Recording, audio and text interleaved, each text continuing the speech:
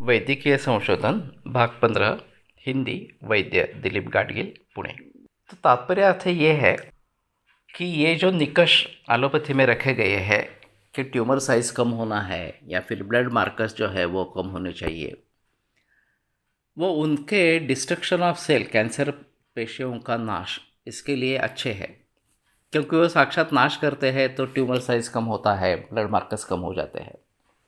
लेकिन हम अगर इस प्रकार से पेशियों का नाश नहीं करते हैं तो हमारे लिए ये निकष नहीं होने चाहिए।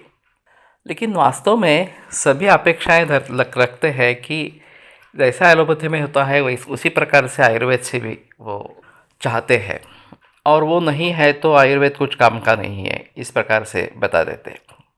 और जितनी जल्दी एलोपैथी में ये कार्य होता है उतनी ही जल्दी ये आयुर्वेद में भी होना चाहिए, ऐसी उनकी अपेक्षा इस प्रकार से है। तो ये सोच ही गलत है। वास्तव में ऐसा है कि अगर कोई कार्य न हो ऐसा हम चाहते हैं, कैंसर फिर से दोहराए नहीं, ये अगर हम चाहते हैं तो उसके कारणों को ढूंढना, उनको टालना ज़रूरी है। अगर कारण ही नहीं रहेगा तो कार्य कैसे निर्माण होगा। लेकिन इसके बारे में कोई सोच एलोपैथी में नहीं है, और जो निर्माण हुए हैं उनको ख़त्म करना इतना ही इतने में ही धन्यता इस प्रकार के मानते हैं। अब बात यह होती है कि जब उसको हम ख़त्म करते हैं बाहर से सैन्य लाके, चाहे केमोथेरेपी हो चाहे रेडिएशन हो, इस प्रकार से, तो शरीर की हानि निश्चित रूप से होती रहती है।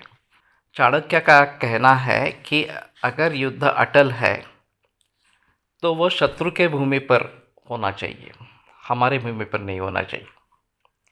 क्योंकि जिस भूमि में युद्ध होता है उस भूमि की हानि अवश्य ही होती है, और इसलिए हमें चाहिए कि अगर इनका नाश करना है इस प्रकार से, तो हमारी प्रतिकार क्षमता से उसका नाश कर, ताकि हम अपने खुद की सुरक्षा के लिए अच्छे सजग इस प्रकार के रहेंगे।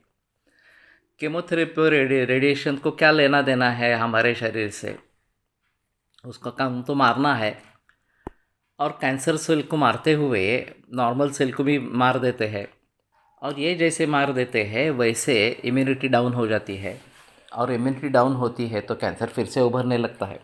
लिम्फ नोड्स हमारे लिए एक प्रतिबंध का साधन इस प्रकार का, हमारा सुरक्षा कवच इस प्रकार।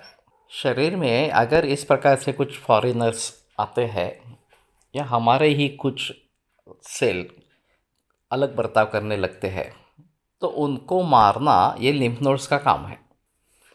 अब कैंसर जब लिम्फ नोड्स में चला जाता है तो ये दो शत्रु, कैंसर अपने शत्रु के घर में घुस गया, इस प्रकार की वास्तविकता रहेगी। इसमें जो बलवान होगा उसकी जीत होगी।